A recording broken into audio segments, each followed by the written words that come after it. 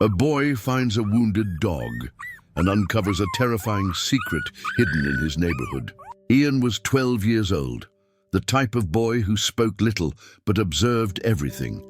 He lived with his parents in an isolated condominium recently built in the middle of the woods called Corner of the Valley. Since moving there, the routine had become too quiet, almost suffocating. His mother was always on her cell phone, his father was always locked away in remote meetings, and he was distracted by what really caught his attention. Trails, sounds of the forest, and things that didn't make sense. Ian was curious by nature and suspicious by instinct. One afternoon, while exploring a trail at the back of the condominium, something broke the silence of the forest, a weak, muffled howl, as if asking for help. Ian followed the sound through the dry leaves until he found what appeared to be a small hidden valley. And there he was, a large German shepherd with black and gold coat, covered in mud and with his left flank roughly bandaged. The dog was shaking, and its hind leg was slowly bleeding, forming dark pools beneath its body. Ian approached carefully. The dog growled, but his eyes didn't say attack but fear. The boy took off his shirt and used it as a cloth to put pressure on the wound. It was clear someone had tried to take care of him, but with neglect or in a hurry. This was no ordinary accident. Not knowing what to do, Ian pushed the dog into an old wooden cart he found at the back of the trail and took him to his backyard. She left him hidden in the basement, where she improvised a bed with old blankets and bowls of water and food. The next day, walking through the condominium with his heart still racing, he saw something strange. Your new neighbor, Catherine, a woman with a hard face and cold eyes, was talking to an unknown man. She held a large bag of food and gestured nervously. When he saw Ian watching, he smiled for the first time, but the smile didn't reach his eyes. That night he couldn't sleep. I was convinced that this woman knew something about the dog, and more than that, she didn't want anyone to know. What Ian didn't yet know was that the dog's injury was just the beginning, and that he was about to get involved in a plot hidden behind high walls and fake smiles, where not everything that glitters is gold, and where even one injured German shepherd could be the key to a dangerous secret. In the days that followed, Ian cared for the German shepherd in secret. He named the dog Bolt because of the strength I saw hidden behind each moan.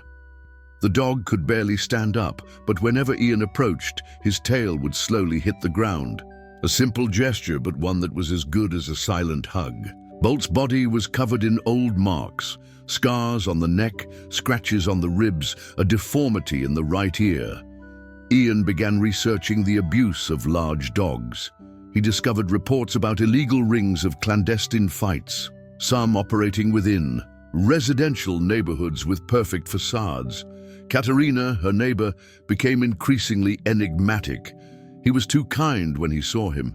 He asked too vague questions, and she seemed to always be watching the windows of his house. Ian decided to follow her. One night, he saw her leave the back of her own house, walking through the woods with a flashlight. He followed her to a shed camouflaged between trees, protected by an iron gate covered in dark screens.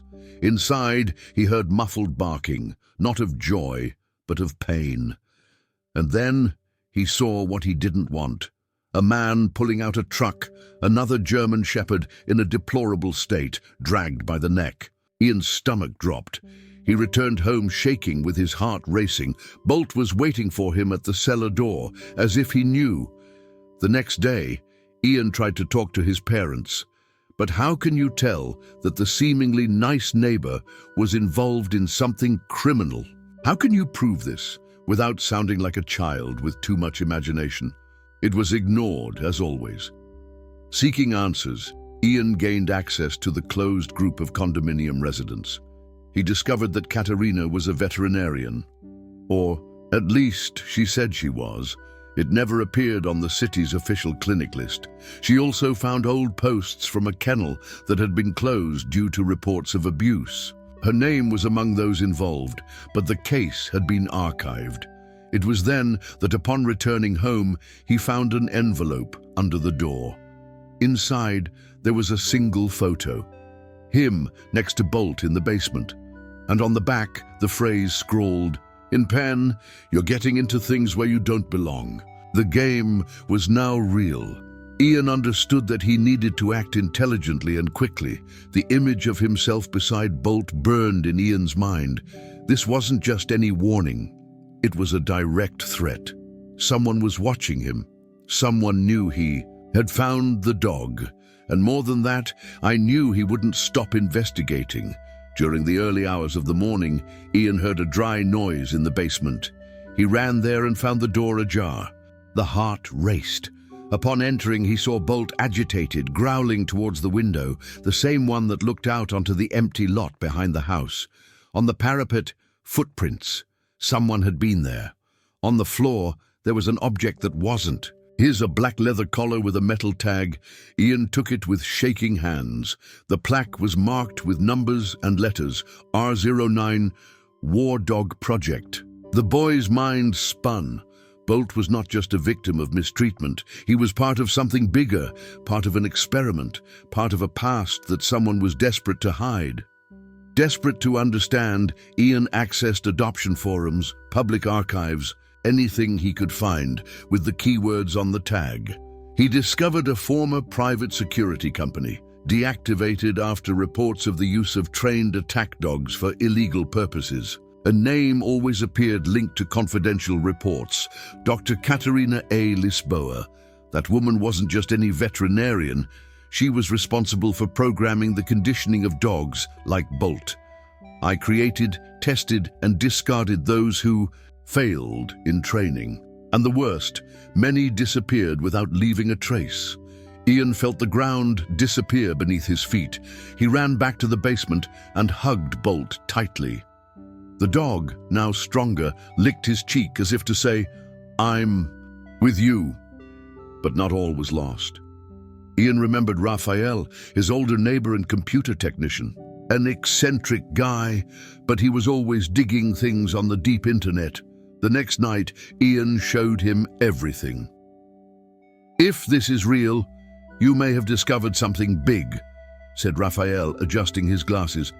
"But if she's already seen, she'll act soon." They decided to put together a plan.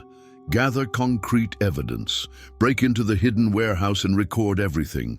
Raphael would take care of the camera system. Ian would enter with Bolt, already recovered enough to walk and willing to face any shadow of the past. What Ian didn't yet know was that Bolt didn't just remember that place. He had come back to settle the score. In that silent dawn, Ian and Raphael met on the edge of the trail that led to the warehouse. Raphael brought a backpack with hidden cameras, extra batteries, and a small drone. Ian carried only a flashlight, courage, and Bolt by his side. The German shepherd walked steadily, although he still had a slight limp. His eyes were no longer afraid, they had memory. "If you want to come back, I understand," Ian said, kneeling beside him. Bolt just licked his hand and moved forward. The plan was simple. Ian would approach the entrance and place cameras in the windows and on the roof eaves, while Raphael controlled the drone from a distance. But as soon as Ian approached the shed, a lighthouse came on in the middle of the woods. Voices, laughter, muscles froze. Hiding behind a log, he saw two men enter the shed. They were taking another German shepherd, smaller, chained, with paws covered in dried blood. The scene triggered something in Bolt. He let out a low, almost human growl. Ian held onto his collar tightly, trying to contain the tension within both of them. "They're still doing it," he whispered. After the men left, Ian and Bolt crept around the side of the shed. Raphael, over the radio, guided the blind spots of the cameras. Ian scrambled up the side and inserted the devices. Before leaving, he risked peeking through the frosted glass window. He saw something that marked him forever, a white, surgical room with murals full of notes, cages with dogs of various breeds, all in silence. And on the wall, a mural with photos. Bolt was there, twice. A puppy, Another, with a scar in the same place Ian had taken care of him. Back in the basement, Bolt was restless. He turned in circles, barked softly. Ian spent the night awake, watching the videos with Raphael. The images spoke for themselves. They had enough to report. But, as always, the problem was, who would listen? To a complaint made by a 12-year-old boy? It was then that Ian made the most difficult decision of his life. He would invade the meeting of condominium residents. I would take the microphone, I would show everything, and I would speak for Bolt, for the dogs still trapped, for everyone who had no voice. The courage was new to Ian, but the fear, that was already old. He just learned not to let it decide for him. The condominium event room was packed. It was one of those routine meetings where neighbors discussed broken gates, poorly mown grass, and the noise of generators. No one expected to be interrupted by a sweaty, panting 12-year-old boy with a German Shepherd with intense eyes at your side. "Sorry to interrupt, but I need to talk." The administrator started to stop him, but Bolt barked loudly, and everyone stopped. Ian walked to the front with shaking hands, pulling his backpack. "This isn't about the pool, not even about the trash. This is about what's going on back here."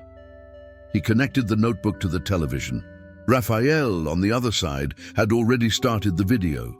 Images of the warehouse emerged, caged, injured dogs being dragged through concrete corridors. Recording of men laughing as they restrained a dog with a metal hook. The silence was absolute.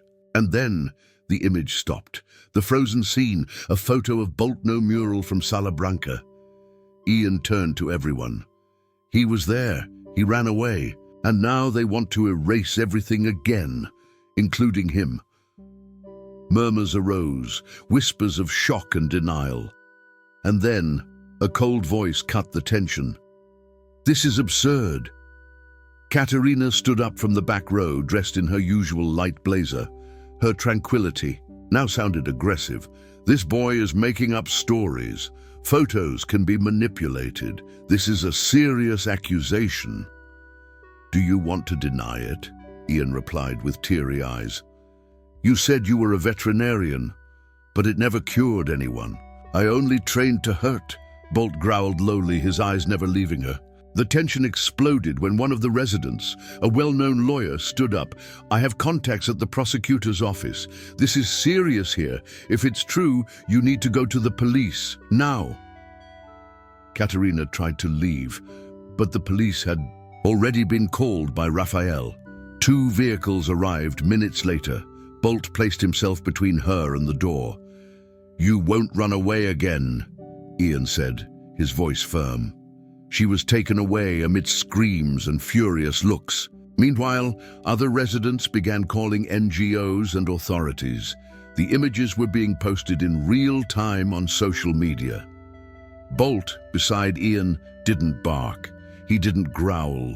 He just looked like someone who had finally closed it. The repercussion was greater than Ian could have ever imagined. Images of the meeting went viral on social media and made it onto the evening news.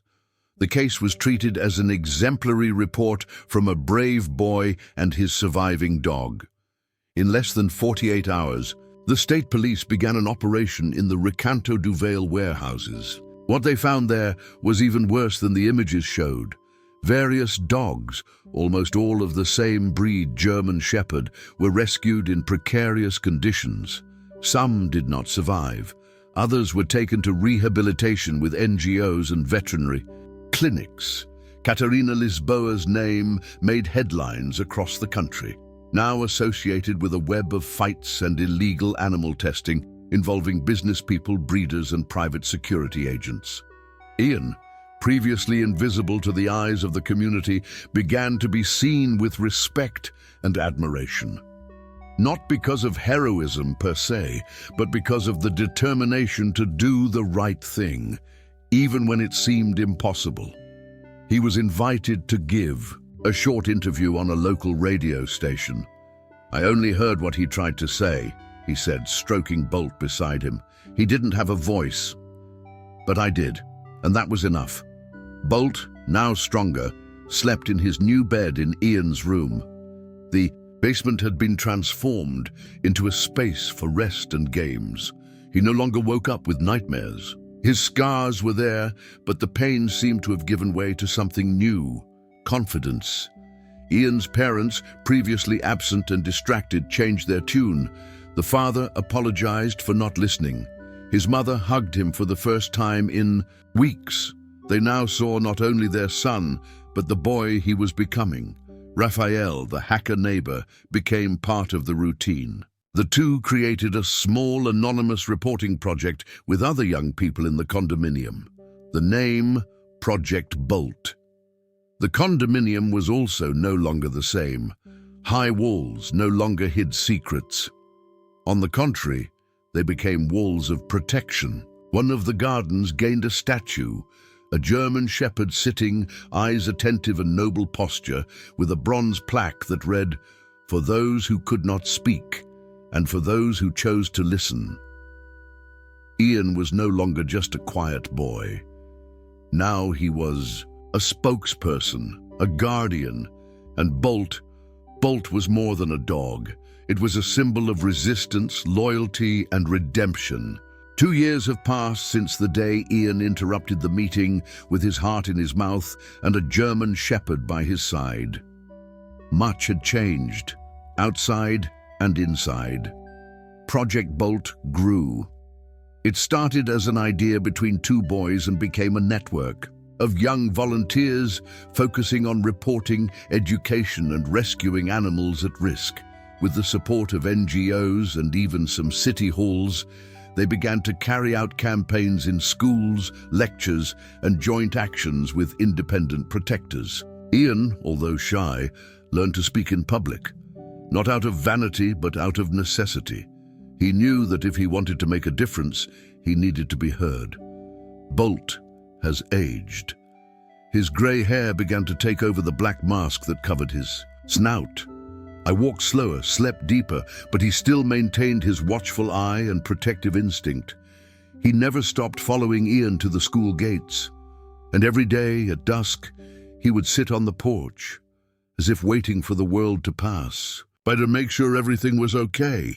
In an interview with a school magazine, Ian was asked if he thought he saved the dog. He smiled before replying, "He saved me too. I was just a quiet kid trying to understand the world. He showed me that there are pains that have no voice, but that need to be heard, and that courage is not the absence of fear, it is what we do despite it."